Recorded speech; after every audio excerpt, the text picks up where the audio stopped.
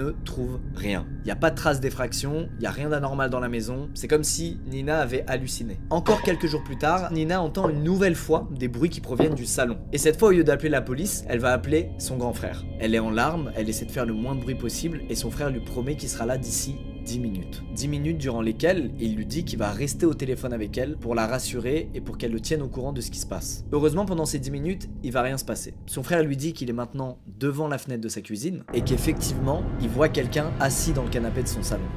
Il lui dit de pas bouger, de rester dans sa chambre sans faire un bruit, et il lui explique qu'il va devoir raccrocher pour appeler la police avant de lui-même faire quoi que ce soit. Évidemment, Nina, elle, est terrorisée à l'idée de rester seule sans contact avec son frère dans la maison dans laquelle se trouve un intrus, mais malheureusement, elle a pas le choix. Elle est seule, dans sa chambre, plongée dans le silence pendant plusieurs dizaines de secondes, sachant qu'un inconnu se trouve au rez-de-chaussée en train de regarder la télé. Ce silence est rompu par la sonnerie de son téléphone. Malheureusement, elle a oublié de mettre son téléphone en silencieux, et quand